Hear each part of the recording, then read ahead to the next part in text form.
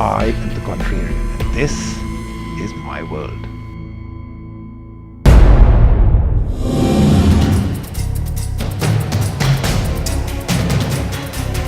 I'm Mehul. I'm from the organizers of two of India's exciting technology events, CeBIT India and Plugged in India. On the contrarian today, I'm going to take on Rajiv's view on smart cities. Smart cities are a need for today, and they are here to stay.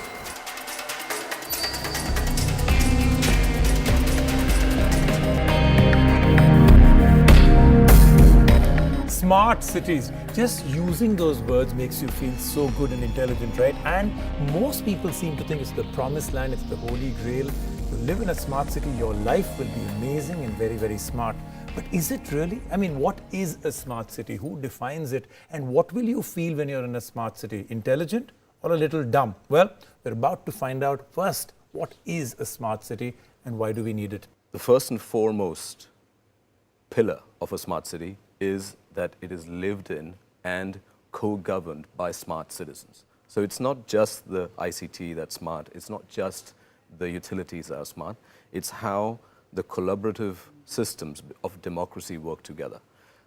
Secondly, a smart city that we have envisaged for India varies across various parts of India, whether it's a mid-size or it's a large size or it's a satellite. So there isn't, let's say, one standardized definition of a smart city, but it essentially boils down to making yours and my life easier by easing the infrastructure woes, by making good use of limited resources of energy, water, etc. that we have. Isn't a smart city, if not defined, I could call a smart city that has 6 pockets of free Wi-Fi a smart city because some people decided to call that a smart city, or versus the very fact that you said it's a smart city will be that has people that can actually get advantage and has smart citizens. But if you really look at any smart city definition, including the examples we have some abroad, it's more about technology than the people. And a lot of people feel very left out because they don't understand that technology. So isn't that the greatest problem? Smart cities aren't for people, they're a showcase of technology. Smart cities, the foundation of a smart city is making the life, whether it's business or personal, easier for the city dweller. Now, going back to the various points you raised there, if you look at the various examples of smart cities around the world, they do a list of things which vary, but on the core, they do a couple of things which are always intact. Let's define a few. So some examples, Sure. I mean, I've been to one or two, you've been to quite a few in Europe. Right. Define a few with examples that you thought were very impressive, and you being there even as a guest or as a tourist, did really make you feel you're in a smart city. I'll give you the example of Paris. I lived there for a couple of years, and in those couple of years, I saw bikes come in on areas where you could just pick the bike up, drive or cycle to work, as opposed to jumping a taxi or getting onto a crowded metro. At the same time now, when I returned recently, it was Nice, not Paris, they had the bikes, but on top of that, they had electric cars, which can take you from A to Z at the fraction of the price of a cabbie. And at the same time, it reduces the emission fuels, all of that. So what they're doing is they're attacking bits and pieces at a time, and they're making a future smart city by taking steps to make the city smarter, one step at a time. When you take context from, let's say, abroad and try and bring it to India, both attitude as well as the number of people and the problems that are already there make it a very dumb idea that you can't really translate it. I think the argument for standards is very, very vital, but what we must do is build a smart city one phase at a time with a clear end vision for what we will do for the citizen of that smart city in phase 1, phase 2, phase 3. So it's not a, Rome wasn't built in a day. In the same way, smart cities are not going to be built overnight, but there is a greater and greater commitment to using resources better and for citizens to be involved in government. We want transparency. There is various things like RTI, et cetera, floating around. Smart cities and all the infrastructure surrounding it will kind of put the written complaints away, and we'll be able to connect directly with the governance and sort it out faster. Okay, so would It'd be a good way to describe smart cities would be a utopian world, because, you know, it seems like what you're describing is almost dreamlike, because, you know, you can do public transport and you may be able to do a little bit of renewable energy, but then to put all the other bits and pieces together that make it all work like an ecosystem. For instance, in Barcelona and, you know, parts of Spain where other smart city components have been kind of banded together, it's interesting that one of the biggest complaints now is that most people seem to think that it's a nice life, but they seem to think that their security and privacy is gone for a complete toss. They seem to think that they are tracked at all times. And this is just the start. I mean, we haven't even got 1% or 2% of what a smart city should be into place, and people already feel they're being watched. All the research and all the work that we're seeing done, the security intelligence is built into the framework of the ICT networks, and these networks are actively, proactively looking for threats to the system and solving it. So there's a lot of smart things going on while we're walking around. Exactly, but we are being tracked for it too. I mean, right. Either you're being tracked or you're being watched, safeguarded. Has somebody done a bill of materials for what it would cost to make a smart city versus, I have only one other word, our current dumb cities? Because the costs seem to be so amazingly high. Who's going to fund it? If it's going to be what every government talks about right now, must be a public-private partnership, then it's a recipe for disaster, because it basically means there will be companies involved that will be doing it for profit and government that will be doing it for politics, and that's always been a very heady to extremely corrupt concoction. What would you say?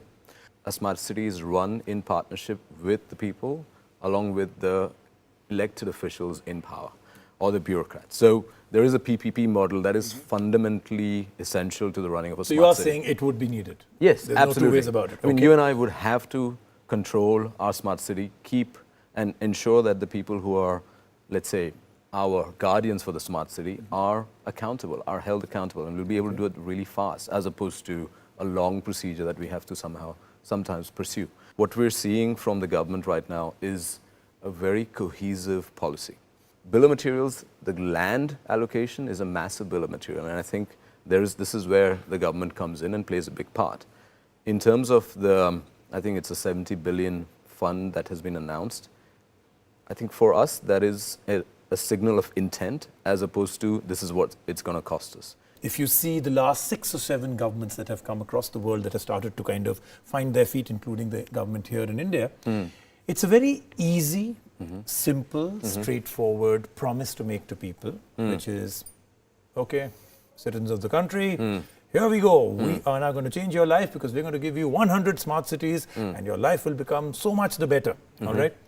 Unfortunately, it is a political plank, or is it fortunately something that you believe personally, from everything that you've been seeing happening right now, could actually happen? Because 100 is a seriously big number. Yeah. No other country in the world has announced anything near this, right? And do we have the infrastructure? Do we have the talent? Do we have the experience?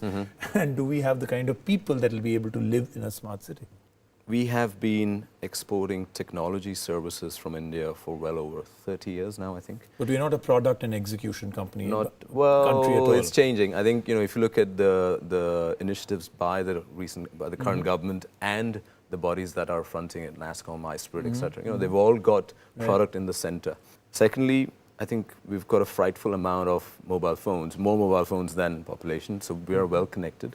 And no pun intended, we are smart. We're smart at knowing what we want and demanding, but the perspective and the core aim of a smart city is you can't keep asking without doing something towards making your life better. A smart city will only work if you work in collaboration with the government. So are you really saying that this would actually empower people to do things, and it will actually be something where I will not hopelessly sit back and say, I can't do anything about the road, I can't do anything about the electricity, I can't do anything about the water, I cannot do anything about the environment. You're saying this will empower people? Because that's a very, very powerful statement to make, with absolutely no examples of it around right now. Sure. Right? But you're saying that? Yes. I'm saying absolutely that. It's the absolute foundation. A smart city needs smart citizens. You can't have amazing infrastructure and not know how to use it or get involved in using it in the right way. At the end, I always do a quick fire round, so I'm going to start off that one with you. Okay. No chocolate baskets for you if you answer them all right. Okay. Will this leave people behind? Those that are technology challenged, those that don't want to be part of it, they're not going to change their cities, they don't want the public transport, they don't own a mobile phone which is smart. Will it leave certain sections behind? It's actually going to bring those sections. Can you give me an in. example? Because Yeah. very heavy duty technology, even at its simplest level, is usually rejected by those that don't want to play with technology. A smart city will actually enable you to do things easier. But it does You involve don't need to the have a fact degree that, in computer science to right, be a smart citizen. So no rocket science required out here. But for it to be truly smart, I should have something which will tell me the next electrical car is here. I need to get to it. Right. Somebody else will come to know that the car that I'm driving will get parked in approximately 3.5 minutes. That person must have a device too. Will it not leave people behind? I mean, I see a huge situation, those that cannot afford it and those that cannot handle it will get left behind even more because the smart city will make them very dumb. You evolve to keep up, and you evolve also to have what you know will make your life easier. And that's always a choice. So people who are left behind are normally people who don't want to do anything about it. One barrier, the biggest barrier that you see between today and actual smart cities being implemented?